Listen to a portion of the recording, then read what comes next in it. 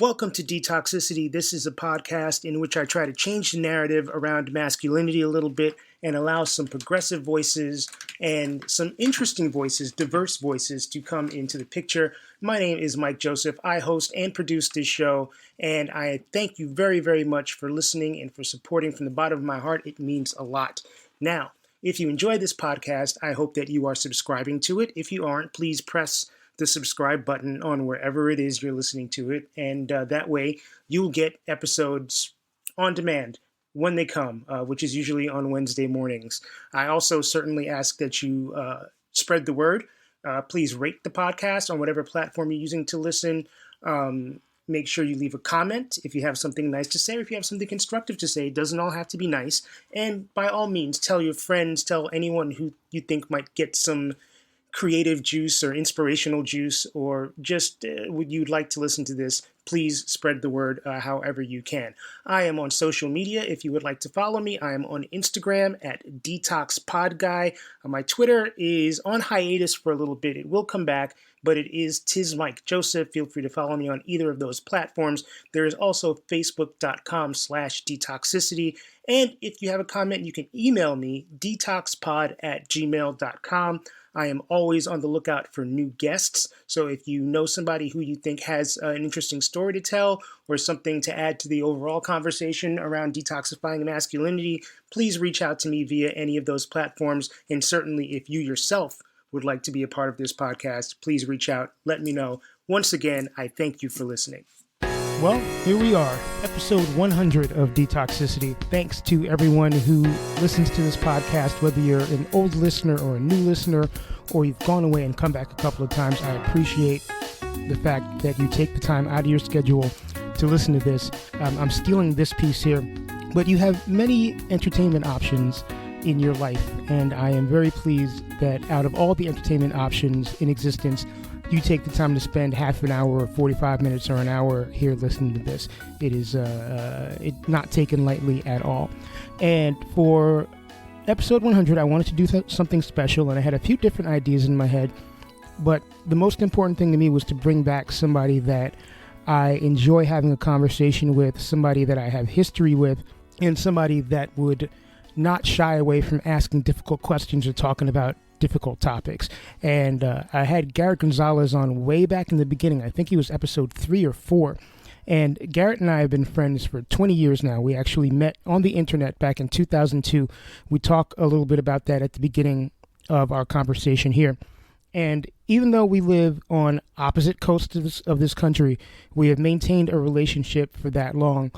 We still have a bond all this time later because of mutual respect, because we're not afraid to ask each other tough questions. We're not afraid to say things that may occasionally hurt the other person's feelings. It's a relationship really based on honesty and love and truth. And I really appreciate him agreeing to come on and ask some more questions and answer some questions for episode 100. And we talk about a few different things here. We talk about how reliable your memory is when thinking about your past. We talk about childhoods and sort of the childhood memory thing. We go back to parenting, which is a topic that Garrett and I discussed during our first episode together, as when we talked 2 years ago. He was about to get married for the second time and take on 3 bonus children. And now, a couple of years later, we check in and see how he's doing in that role and how it differs from him being the birth dad to his 2 kids, to his other 2 kids. And we also addressed the slap. And, Garrett and I, our friendship initially began as a result of pop culture. And we were both huge fans of Will Smith and Chris Rock, in addition to many other actors and singers and performers and athletes. But the slap could not go unaddressed. Actually, it could have, but I'm glad it didn't. Anyway, I hope you enjoyed this conversation, and hopefully there will be more down the line soon with Garrett. I enjoyed talking to him quite a bit. Here we go. Episode 100. So this episode is going to be one of the first times that I have brought back someone who appeared on an earlier show. And I'm excited to do this because Double G, I don't even know if you know this, but 2022 marks 20 years of us knowing one another. Yeah, I was trying to think. I was trying to do the math in the back of my head because my work years, working in tech, start from early 2000. But there's some time in there where I start working for Opinions, which is where we meet. But then Mm-hmm. I leave and then I go back. So you and I connected before I even started working there. Again, I'd already left and I was just a normal member. But then I go back, I think in 2003, and I go back to work for them. So it's right in the middle of that time. Oh wow, I didn't remember that part, but I joined probably February or March of 2002. And you must have been one of the first people that I came into contact with there. So, right around now, as we're recording this, I mean, theoretically, it could be 20 years to the day. Who knows? But it is, we are right around the 20th anniversary of us knowing one another. And I find that so interesting because you were one of the first friends that I met on the internet, and that we've been able to maintain this relationship despite living on completely opposite sides of the country for this long.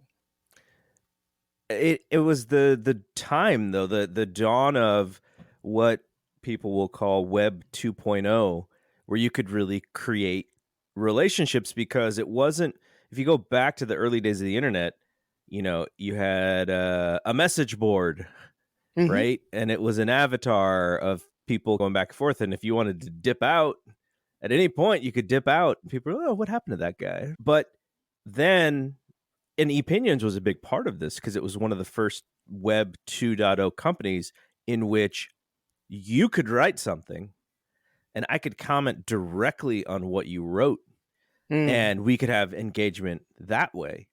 And so that's a big part of these communities being created, these friendships being created. The second level of the internet sort of allowed for it.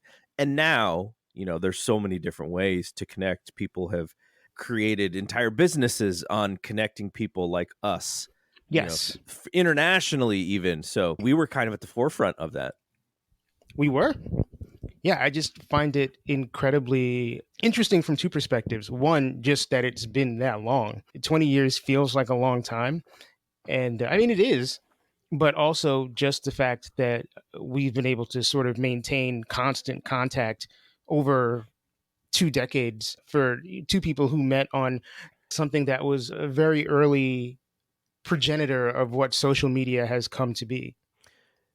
I kind of liked it better that way, right? Yeah, things are different now, man. It's It's it was safer. I feel like mhm. the we did have whatever instant messenger whatever we were using at the same time. It wasn't just communicating on That's Opinions, true. but That's true. yeah, if you think about all the things that have changed in the last 20 years, we have both because we're almost exactly the same age Yep. and we have kind of gone through them while not together but on the same timeline, sort of all these different transitions with the internet and with Yeah. society. And it's been interesting to do that with somebody who is the same age as me and shares a lot of the same likes and hobbies. Like the thing that connected us was just writing about music. But, then as you get to know each other, you notice that, oh, there's so many other things that are similar about us that can connect us as well. But music was really the first thing. Yes. And it continues to be that way, even all of these years later. And neither of us is writing about music anymore. I No. mean, you got this whole empire of things that you do. And I'm impressed. It's funny because if you asked me, probably not too long before I met you, what I would have wanted to do with my career, it wouldn't have been in the internet because who really knows where that was going to go in the Yeah, early no one knew what that 2000s. was. Yeah. What I wanted to do was I wanted to do broadcasting. I wanted to be in sports talking about them. And when I was, gosh, this would have been probably 1998, I'm going to say. I had an internship at the biggest sports radio station in the Bay Area. It's like literally the only one that mattered at the time. Now there's two. And I remember when you have to do this internship. So in order to graduate, I had to have I don't know how many hours, a semester of hours at working at the internship, and then get this little certificate signed off that says I did it. And I didn't want to do hard news. I didn't want to do anything but sports. So I put all my eggs in one basket for this radio station. And if I wouldn't have gotten the internship, I would have had to push graduation back a half a semester or a full semester. Oh, wow. I was so stubborn, but I think it was mostly out of fear that I just didn't want to do the other things. So I just kind of like crossed my fingers and hoped for the best, and I got it, and it worked. But when I realized what radio was like, and when I realized how the business of sports talk radio worked, I was like, okay, like the internship is great, but there's no way to work here because everybody who works here is going to be working here in 10 years. It's just the way that it works. Mm. And at some point, gosh, it was probably like maybe it was 10 years ago, I went back and I looked at all of the hosts of those shows. And I think it was everybody was there when I was there, with like the exception of one. So my prediction, my reason for getting out of radio was right on the money. Wow. So now, like I said, technology has advanced. So I can kind of do this on my own with podcasting and grow your own thing. And it's so much different for me than radio would have been too, because I can't listen to radio. Radio is 5 minutes of stuff, and then we got to throw to commercial for 3 minutes, and then you come back Right. and it's 8 minutes of talk. And the whole thing is these hosts are talking so fast because they know they got to get to the commercials and they want to get their stuff in. And I'm like, no, that's why you can do something like what we're doing right now, which is a long form conversation. And I have ads in my shows, but they're at the beginning, at the end, and maybe like a couple in the middle. But this is not something that you and I have to think about when we do a show, which is, okay, in the back of my mind, I got to throw to Lee's hardware store, and then there's going to be some commercials. So it's just a passion of mine has always been to talk on a microphone about sports. And it's been a lot of fun to create that because of my knowledge of also tech stuff and early startup stuff. You know, no one's making any money here really, but Right. it's something that I feel really proud of building and doing it with a bunch of people and helping these people who, you know, that maybe they didn't have the big dream of mine, but they always, in the back of their mind, they're like, I can do this, but they didn't really have the avenue to do so. So creating that avenue for those people to do it as well is kind of what I enjoy the most about having, you know, podcast network. I like that idea. You've always been a big believer in community. And I just love, again, that you've set up this kind of empire of things that you do, and all of these people who work with you, for you, however you want to frame it. And it's something to kind of look back on and just be, you know, I mean, I'm proud of it and I'm not part of it. So I hope that you are proud of it as well. So the pride that I get is out of the work and out of seeing other people get stuff out of it and out of it growing ever so slightly. My wife will probably wish that I wouldn't give up the little money that I earned to just put it right back into services and stuff. She probably hopes that at some point you could probably cash out some of this stuff, but it's really the journey for me. And as you know, something that we'll probably talk about, you and I now, you know, we're going to hit our year 46 here in about 5 Yeah, weeks, man. 5.5 weeks. What is it about for us now? You know, we probably have more years in our rear view than we have Ahead of ahead of us. us. Mm-hmm. And so how do you get fulfillment in your mid 40s? I'm newly married, so that's a big part of it. I have young kids, but that isn't even as big of a part of it as it was 10 years ago when my own children were young, because you're very active with them, but now they're adults. And so now I play more of a support role slash check in on them slash create opportunities to communicate with them that are doing things that they enjoy. I did raise them with my ex-wife, but we weren't in the same house for most of it. Like, you know, 60% of their childhood was spent with us in different households. And now with my wife and my stepkids, being in the same house and doing the child stuff is so different because she is by trade, she's a child psychologist. So she really understands parenting at a high level. And so I'm just there like, if I need to give a stern look or if I need to tell them, like, it's really for the boys because the boys are 12 going on 13. And it's kind of like, your That's a rough mom, time, yeah, man. it's not the greatest, but, and it has nothing to do with them because they're good kids. They're really good kids. It has to do with the age. Like you remember what 12 and 13 was like, Yeah, just a yeah. whole ball of uncertainty and trying to have confidence and trying not to get picked on and making sure you have status. And it's like this weird time in life. And so my role with them is really like, okay, you were your mom's firstborn, twins. You gave her the opportunity to be a mom. She's a little light on you in this thing, but come on, let's smarten up here. But they're all good kids and it's been a blast. But it's just different. It's less stressful for me when it's both of us together because outside of the time when they were with their mom, I had lots of me time. But when they were with me, I had to really focus on them. So it was like just this splitting of time. And now I can kind of do everything at once. And I don't have to take time away from doing podcasts because the kids are here. It's so Right. different now. And I'm a better parent, obviously, from having had to do it. Now this is the second time. Think about this. I've been a parent since 1999. Oh man, So I've been a parent for 23 years, which is exactly it's going to half be your half life. of my life, Yeah. really soon. Wow. That blows my mind, dude. Yeah. I would imagine it blows yours too. So I was talking about this with some friends last night. Just the idea of 20 years or 23 years or whatever it is.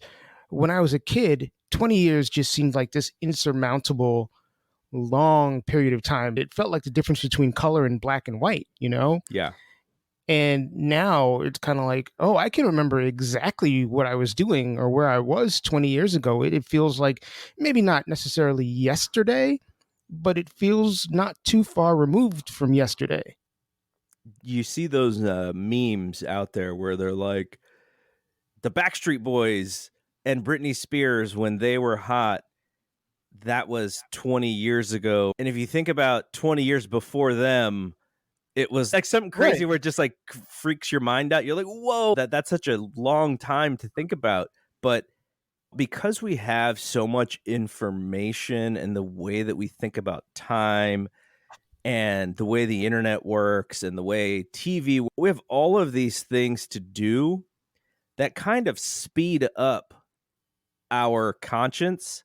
Mm. Let's say when you and I were kids, we're watching Cosby, A Different World, Cheers, Night Court, that 2 hour block on Right. On NBC. Thursdays. Yeah.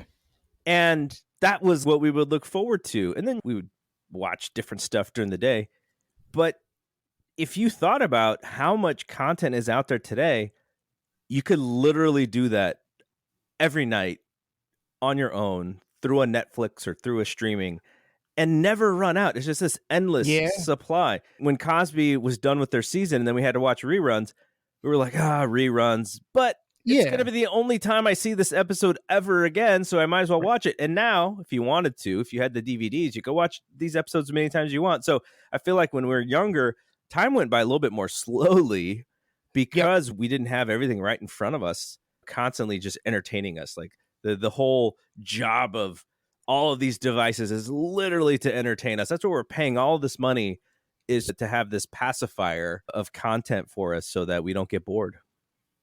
It's amazing, man. I have conversations with people about just buying music. Like I watched a documentary on PM Dawn earlier this week, and I was thinking back to when their first album came out in 1991, and I went to Sam Goody in a mall and paid whatever $6.99, $7.99 for the tape, and had to save up because back in those days I was getting maybe $10 a week in allowance, if that. I think it was usually like 5. And taking this tape and just playing the mess out of it so that I knew every word, because there wasn't this vast array of music that was at my disposal. It was whatever I had in my collection plus whatever happened to play on the radio, which you had no heads up on. If you heard a song that you liked on the radio, you had to run upstairs and get a blank tape and tape the song off the radio or whatever it was. But now it's, and I don't want to sound like the old guy because I'm not afraid of technology at all, but the ability to pull up, whether you use Apple Music or Spotify or Tidal or whatever it is, People to use pull Tidal? up. I allegedly, I actually know one person who uses Tidal. Why do they use Tidal? Because it's double the price, isn't it? It's the audiophile sound. So if you have like a giant stereo system and you want to play it through it's the best subscription to have or something. That's what they say. I don't know if I believe that because I've been listening to music for a really long time, and it's like I can tell the difference between a shitty boombox and a stereo system, but I can't tell the difference between $100 stereo system and $1,000 stereo system. But you know what it is also is our ears are a little bit less judgy, I would say, because a lot of the times we listen to stuff is through these small speakers on our phone. So if you listen to a lot of stuff on there, then when you put some headphones on, no matter what the quality of the volume is, you're going to be like, oh, this just sounds a lot better than what I'm used to. It sounds great. We normalized what our expectation is on listening to audio. I listen to most of my podcasts just through my phone because I'm walking around the house. Sometimes I'll throw it up on our HomePod, just more for volume than for quality. But yeah, I think having the phone has like lowered our expectations of what quality audio is, because we all grew up with our parents having the sound system or whatever, the stereo system. Yeah. And I learned at a very young age how all of that high end quality stuff worked, and it was cool.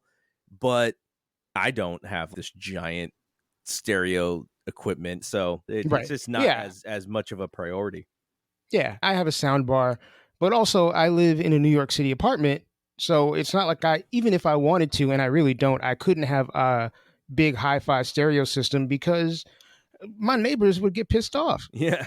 And I'm not trying to be about that life. And I'm sure I also have some ear damage just from 40 years of listening to music and 25 years of going to shows and what have you. But I can't really tell the difference once you start stepping all the way up. So I have an Apple Watch, and it has a loud noise environment trigger, and it will notify me on my wrist if the decibels in wherever I am are too loud, and then I need to chill out a little bit because it could hurt my hearing. What type of situations are you in where it's that loud? So if I'm in the gym or something, and it'll say, this is probably a little bit too loud, you need to lower it. Or like I was at the New Edition concert, I don't know, probably like a month ago now, and it triggered the thing, and I was like, oh, great. Not like I can ask, Ronnie and Bobby. Can you turn that down a little bit? Turn it down a little bit, like it's triggering my watch. But yeah, they have that, because when we're growing up, we're just throwing stuff on loud because, that's how you had the most fun with it. But yeah, probably because we listen to so much music in general, you have some degradation of hearing loss or whatever. Yeah. So originally, the idea for this show was for me to kind of pick your brain a little bit, interview you, because you do all of the interviewing, and I like that because I am an interviewer myself, so I like picking brains, and I feel like this may need to be more than one show, and we'll really get deep into some stuff. But I had a thought the other day, and this did not come just to me, but so I was thinking about how our memories are a little bit of a defense mechanism in the way to make us not feel bad about ourselves in certain scenarios. And what made me think about this is, have you ever heard the podcast called Serial? Yes, I've heard of it. I've never actually listened to it. Okay, so in episode 1, the narrator and producer, she did all the work. Her name is Sarah Koenig. And so she's trying to say that in Baltimore of 1999, this very popular high school senior female, she just disappeared. And then the finger pointing went on the ex-boyfriend. And so the ex-boyfriend gets fingered for murder. He's been in jail for X number of years. And here we are at this point. I think it was 20 years when the podcast came out, from trying to go back and figure out what happened. Okay. And so she says, it's 20 years later. How does anybody remember? And do our memories serve? Can we trust them, really, right? Can we trust something that is 20 years ago in our brains as how we remember that thing happening? Because I was thinking about certain scenarios to sort of protect our own emotional health. There's stuff that we forget about because if we think about it, it triggers us for 20 seconds to feel poorly about ourselves, right? Sure. And I think that happens a lot. If you think about what you want to remember in certain scenarios, we want to remember things that make us feel good about ourselves, that we did something good, that we made the right choice and the right judgment in that moment. And I was kind of thinking, can memories be biased? They're not a accurate reflection, as we know, because there are scenarios in which two people can have the same experience and have different records of what actually happened. So, you think of things that have happened in our childhood, things that maybe we've had to go to therapy about. And as we remember them, do you think we remember them more poorly or less poorly based on how they make us feel or how we want to be seen in those scenarios? I think there are a couple of ways you can look at that. I think everybody experiences their own truth. So even if you look at a situation where maybe, I was mistreated by my parents, and my parents are going to view that situation differently from the way I viewed that situation. So everybody's got their own truth. Now, I guess the second part of that is that time will definitely skew the memories in a certain way. And just as human beings who have finite levels of memory, you're going to forget certain specifics about particular situations and really just focus on how those situations in a broader sense made you feel. So I do think that the specifics of some things absolutely fade with time. And unless you are a super, super critical person, your view of what happened is always going to suit you. It's going to favor you.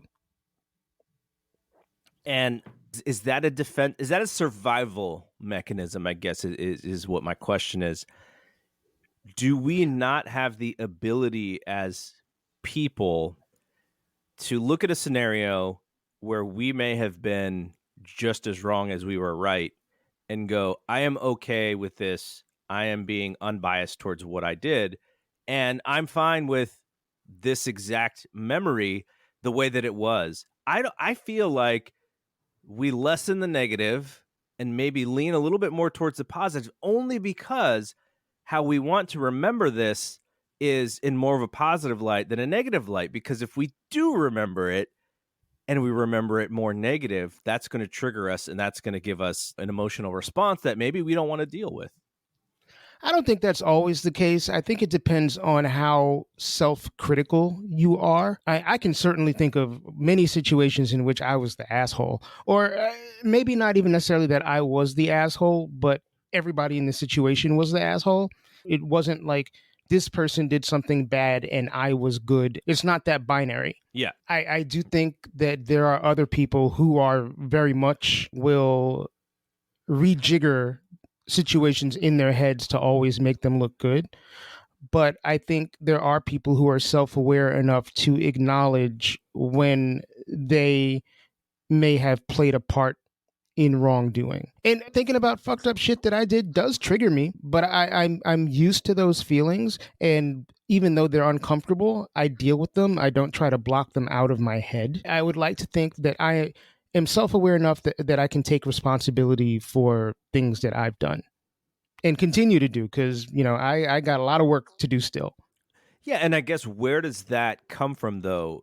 Are we born naturally with those skills? Is that something you learned in therapy or in other exercises as you deal with scenarios in which you're trying to grow yourself as a human being? Because we both have done a lot of self-care kind of things to learn Mm-hmm. more about ourselves as people and to try to gain some perspective of certain things, because that sounds like a skill that you have created for yourself because you do want to become a better person.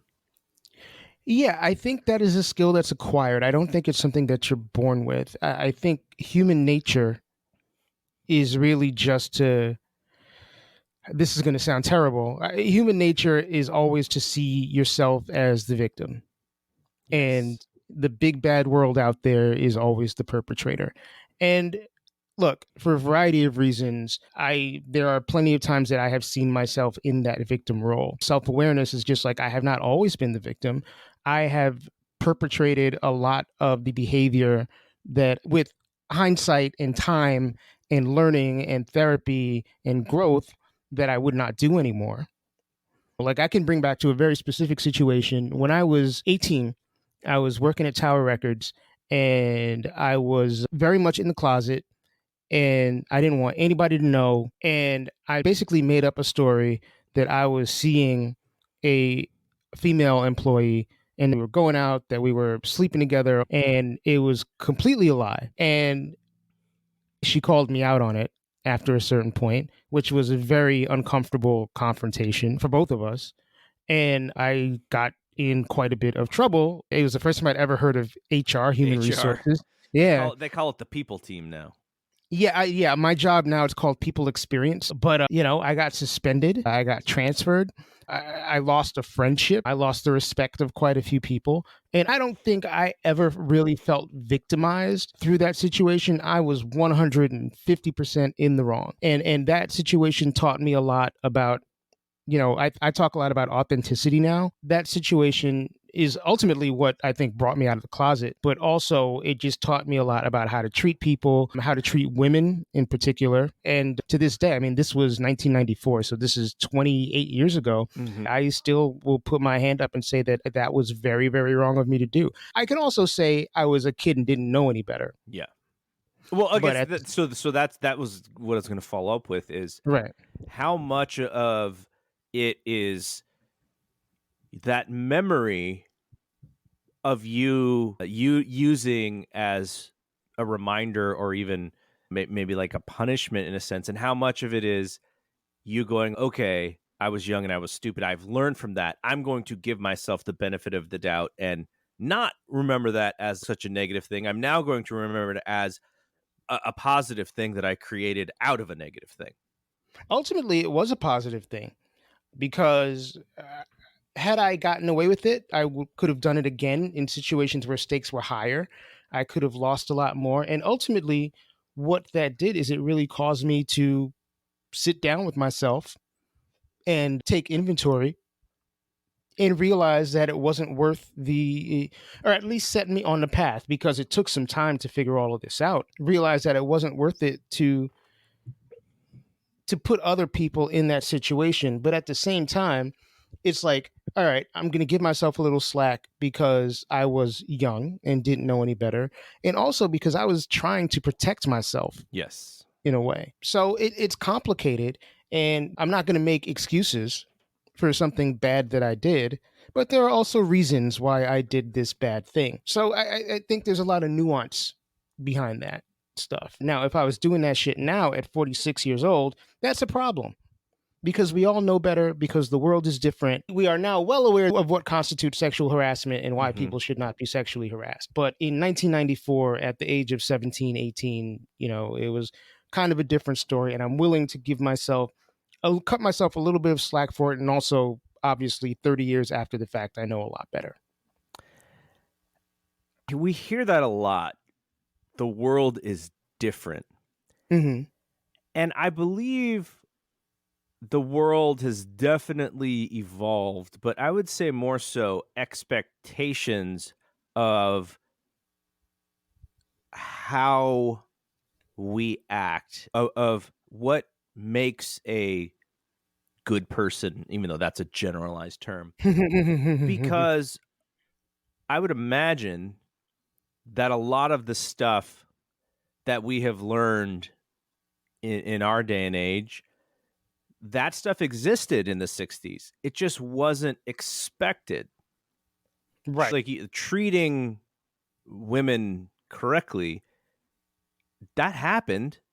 It just wasn't as expected because maybe the woman's voice wasn't able to be loud enough. But I think about that a lot and I go, man, so what we're saying is the world that was 50 years ago is just a bunch of sexual abuser jackasses. And today it wasn't all madmen. right. But I just, this, that it almost is like we're giving behavior a benefit of the doubt from 50 years ago, 60 years ago. And I'm not sure if that's necessarily true. I feel like maybe we shouldn't have given the benefit of the doubt to how stuff happened in the 60s and people go, oh, well, it was a different time. Should it have been a different time? Or were people just allowed to behave poorly because of whoever was in power? Which, and I'll say it right now, because it's always who are in power, white males. Right. It's like white males create the experience for everybody else because they're in power and control. And I feel like maybe we should look a little deeper into those roots and not always go, well, it was a different time. I think there's nuance to all of that. And I think, how can I explain this? Here's another like long story that's going to lead to a point. I'm a hip hop fan, all right, as you are. Yes. And every now and then I'll put on a record and somebody will use the word faggot. Yes. And that happened a lot in the early 90s. And I am more willing to give somebody who made a record in 1991 or 1992 or 1988 who used that word a pass for using that word than I would be for somebody like Eminem who continues to use that word to this day. Because it's like there's more conversation about all this stuff and it's widely accepted. You know, look, I can remember being a kid and adults were throwing that word around all over the place like it was nothing. Yeah. And there wasn't this big conversation, at least where I came from, about how that's a disrespectful term to use. When I was in high school, we definitely called women bitches and hoes. Mm-hmm. But yeah, I think there is just a lot more knowledge and sensitivity now than there was even 20 years ago. At least there should be. I guess I can really only speak for myself. I know a lot more now than I did then. And I'm also a lot more of an empathetic person now than I was then. And life experience has taught me to be more of an empathetic person. I think in the 60s and 70s and 80s and probably 90s too, before the internet, before a lot of these, you know, the playing field has become a lot more equalized. But don't you think using that word and also using gay as a pejorative, right? That comes from power and control part, though, don't you think? Picking a specific word that we know is hurtful to others and then using it as a way to say something negative, that's like a power thing, right? Like, I don't understand this and thus I hate it. It's a power thing, but what I've come to realize is that a lot of times it's also an insecurity thing. Right.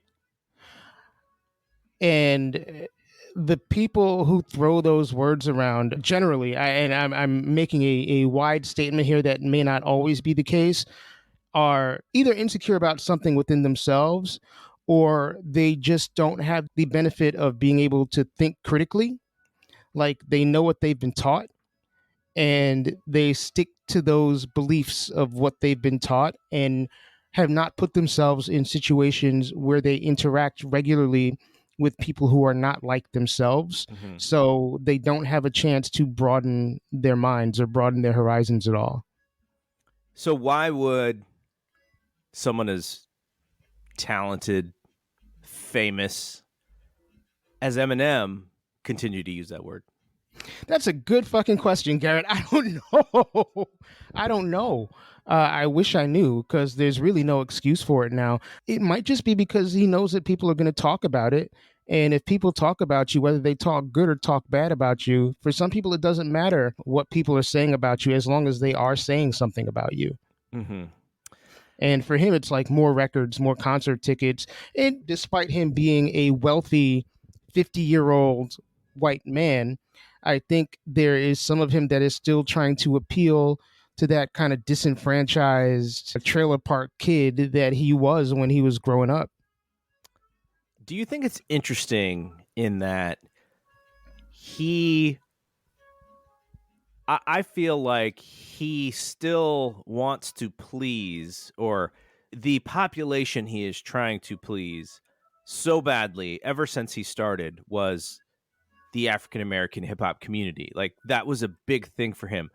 I think there's maybe like one recording of him younger dropping an N-bomb or something, but Yeah. he's specifically been like, that's not who I am. Yet at the same time, there's this other community that he seems to not really care that he does that with. That it's kind of a weird thing to me. Yeah, it's a weird thing to me too. But the thing about Eminem specifically that I really dislike is that he always punches down. Like, if you're going to be a shit starter, if you're going to be a disruptor, if you're going to be a troublemaker, punch at your weight or punch above your weight. Don't always punch below your weight. And everybody that he's ever like gone after, maybe with the exception of like Ja Rule, Mm-hmm.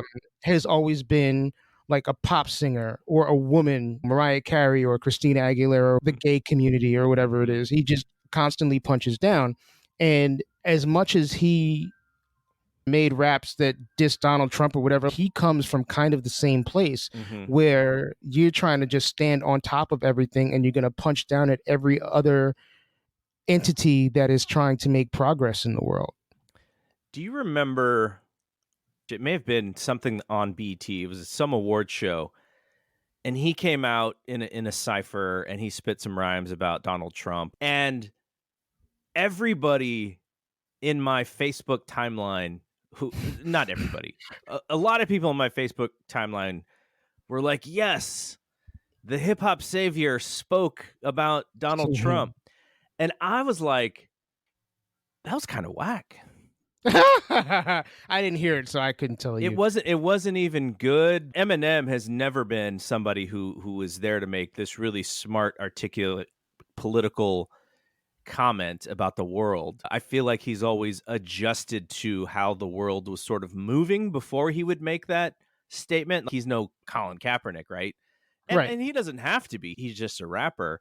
But it's like people so desperately want him to be this person.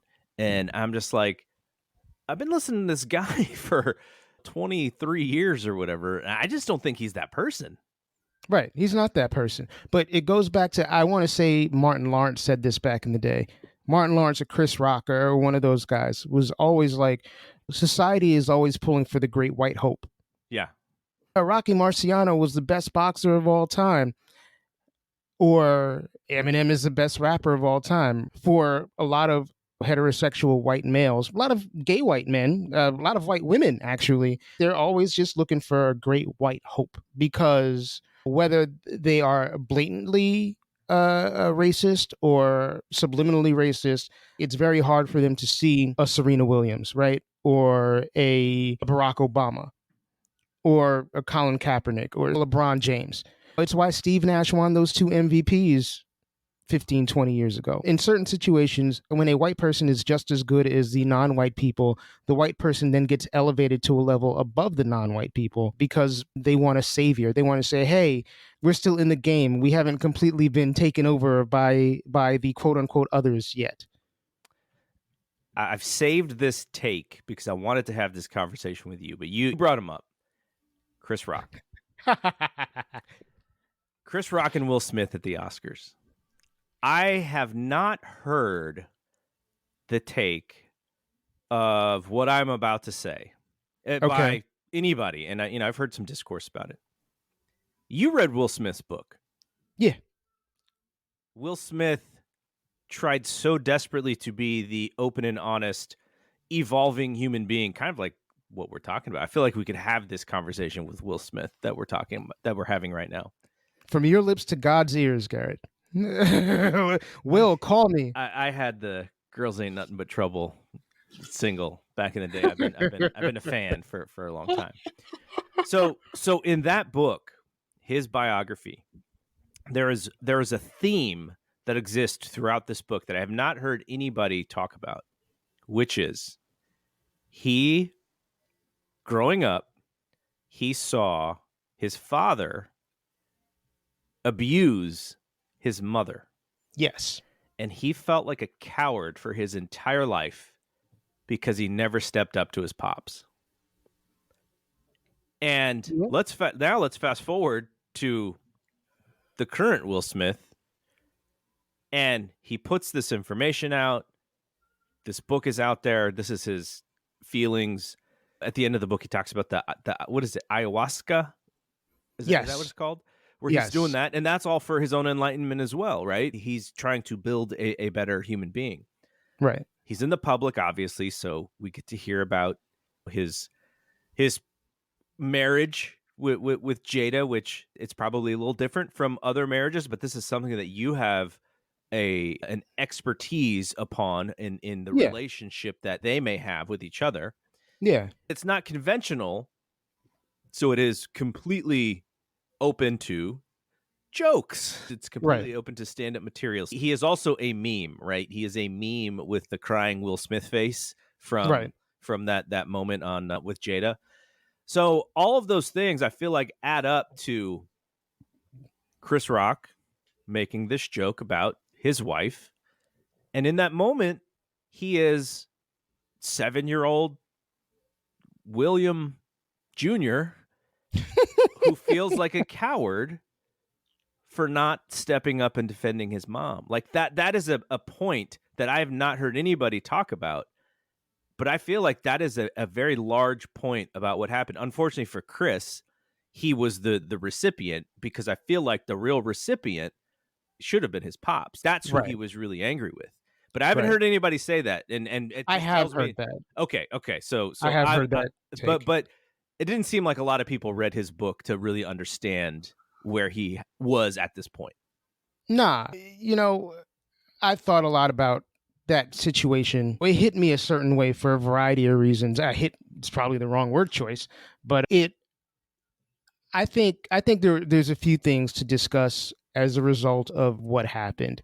I think there's definitely a piece of it that saw somebody that he loves dearly was being abused and he wanted to stand up. I think he's been the nice guy / whipping boy for 35 years. And I think that despite all of the success that he's had, and he's really made a career out of being the nice dude, I think that weighs on you, especially being a black man and just kind of having to be everything to everybody.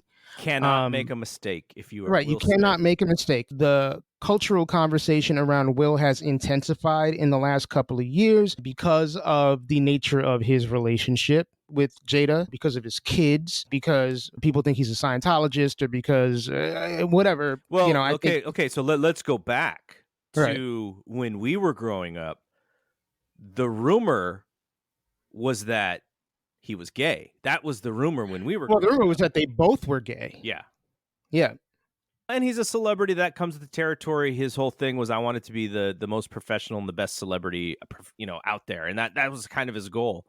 Right. But yeah, continue. I cut you off, but I just wanted to make that point because that's what we had heard when we were younger. And, what it kind of led to, he snapped. And I put myself in those shoes. I empathize. And I'm like, man, if I was Will Smith, I would have snapped 15 years ago. Yeah. to get to that moment and then have Chris Rock, who's supposed to be your homeboy, and there's a whole other conversation about comedians using insults as humor, which isn't really something that I'm down with. We should have evolved past that point already, but he broke, he snapped. And I can't say that if I was in his situation that Will smacked him, I might have gone up there and punched him. I don't condone violence under any circumstance, but I grew up in the hood. I grew up hitting motherfuckers. And it would be really, really hard for somebody to say something about someone that I love, particularly due to a medical condition that this loved one has, and not really have to sit with my feelings and fight the urge to act in a violent manner towards this person.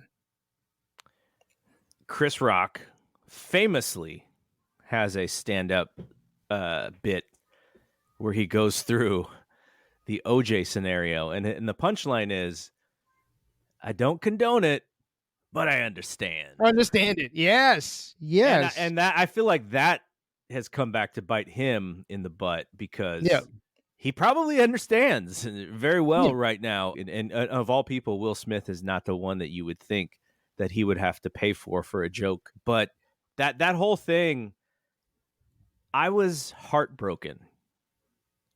I am such a fan of both dudes, and to see them on that stage, which the Oscars was going to be, and kind of still was, a celebration of Will Smith. Like, that's what that show was about. Right.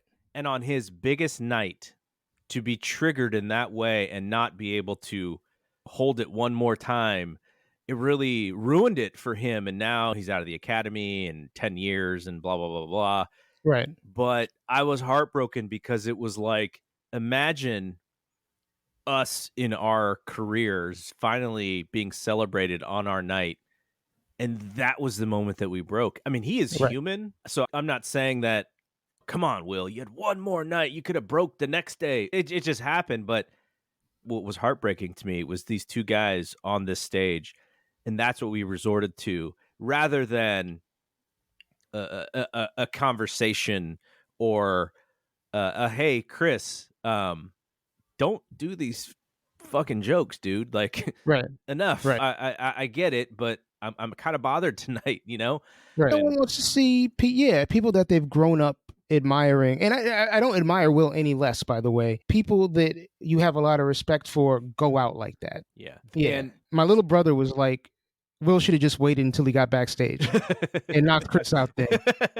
It is interesting, though, right? Like, how the different friends that I have, some of it is Facebook, obviously. That's where all the takes are, all the immediate hot takes that people have. They throw them up on Facebook or Twitter. But the different groups that I'm in, and some people were like, oh, Will should go to jail. Shit. I'm like, the fuck? Donald Trump is not in jail. Like, they're going to hold what Will did in the same regard, as really bad people. But on the other hand, there were people like you who were like, I really empathize with what happened to him. And it's not about that moment. It's not about the slapping. It's about the emotional reaction, the emotional baggage, the things that have happened in his life. We can look into those things and go, I understand what happened here. And I think a lot of people don't care that enough to do that. So that's where we got some of the other reactions that probably made some folks angry. But like I said, I've been a fan of Will Smith going back to like 1986. So that's a long relationship. And I've watched the ups and the downs. So I've been, and with Rock, I think, gosh, we would have had to gone back to New Jack City. Was there anything before New Jack City with Rock? There were a couple of things, but New Jack City was really his breakout. And then, first time most right people after knew. that. Yeah. New Jack City, Boomerang, and then he, SNL, and that kind of led to the rest of his career. All right. So last thing, and we'll get off here, and maybe we'll come back sooner than later, because I want to have some continue more of this. Okay. Follow up while it's hot. What is your first childhood memory? Oh my God. What is my first childhood memory? My first childhood memory, and this is fuzzy for many reasons, but I was born 3 months premature. I was a very sickly child. I spent a lot of time in the hospital the first year and a half, 2 years of my life. And I remember having this other kid, baby, I guess, named JP, who was, I guess, my first real friend. This little white kid that I met in Bellevue Hospital. And I remember him and his dad. And I remember that JP died. And I couldn't have been any more than like 3 at that point. I was 2 or 3. And it was the first experience that I ever had with death. But I remember him. I think somewhere in my family, there's still pictures of me with him or me with his dad. And that might be the very, very first memory that I have. I think my first memory is like around 4 years old or whatever. And it is not like a, this is an important day in my life kind of thing. I can remember being at a park or something. But I was wondering about memories and the one that we remember, because I'm sure that we may be able to go even a little bit further back, but for whatever reason, this one singular one reminds us, is the one that we continue to think about. You have these scientists studying things and biology of human beings. I wonder what the first age is of something that we could actually remember into adulthood, because some people like you have this really jarring thing happen to them. Right. And that's literally the day you're born in your brain, right? Right. And for me, it's some random park I was at. So I just kind of wonder, what is the difference between your memory, why you remember it, and my memory while I remember it? And I actually don't know which one came first, but I can also remember running outside and maybe not supposed to have run outside and a bunch of chaos around me bringing me back in. But but the first memory, like you, where it's that first thing, that first crazy thing that happened in your young life, was I got rolled over by a car, when I was like 4 years old. Broken collarbone and probably had a concussion or something. I remember that, but I think that is after the other two memories for whatever reason. I feel like trauma will impact you more deeply than a non-traumatic incident. Another, to lighten it up a little bit, one other memory I remember is that we had a copy of Do You Think I'm Sexy by Rod Stewart on 45. There you go. And we had a cat. And I remember I was sitting with my uncle and we were playing records and I hit the cat with the record and broke it. Wow. Which, animal cruelty is not something to make fun of. But I mean, a 3-year-old can't really do a lot of damage to a cat. Yeah.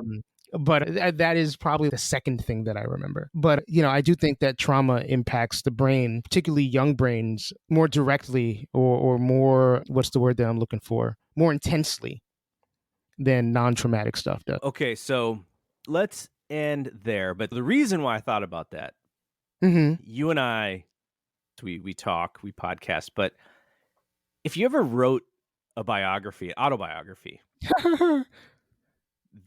up until that moment that you just thought about right now of your first memory, every other beginning of that autobiography has to come from somebody else's story about you. Yeah, that's true. That's It would wild have to come me, from, right? Yeah, my mom or my dad. And if we don't have those people, we just wouldn't know. Like we we wouldn't. Born one day and this is what happens. So that's also fascinating to me, is where our own origin story starts and who we get that information from. And to circle all the way back to the beginning about the memories, that memory might be different actually from what happened. Yep. And it's just crazy that we live this life and I'm all about research and I'm reporting stuff and I get the skinny on certain stories and I don't really know. I would have to ask my parents, but I don't really know my own origin story necessarily that well. So that kind of goes back to the memory thing that I kicked off this show with, remembering something 20 years ago. Like, what is the right story? Is there a right story? Does anyone have any record of what the right story is? Right. And that's the thing. There isn't a right story. I mean, my history. If I could sit my mom and my dad and my aunts and uncles in a room and be like, when, how was I born? I would get 6 different answers. Yeah. And all of those answers are true to the people who are telling me this Yes. information. And it goes back to what we said about everybody has their truth, which may or may not actually be the truth. Yeah. I like having these conversations because it's not like necessarily topical, like you and I going, oh, what happened in music last Right. week or whatever. But I feel like what you've done with this podcast allows people to go into emotions and feelings that they probably don't think about on a daily basis, especially us as male human beings. And so I can talk about this stuff with you, and it's not necessarily anything I think about talking with other people at any other part of the day. So I think this is a good space for it. I agree, man. I really appreciate my man Garrett taking some time out of his busy schedule and sitting down with me. It's always a pleasure when we catch up, whether it's on mic or off mic. Garrett is one of my favorite people in the world. And if you want to get to know more about him, you can find him on Twitter and Instagram at Roheblius. That is Roheblius. And you can also find his work at fightgamemedia.com. It's a full network with podcasts about wrestling and MMA and boxing and basketball.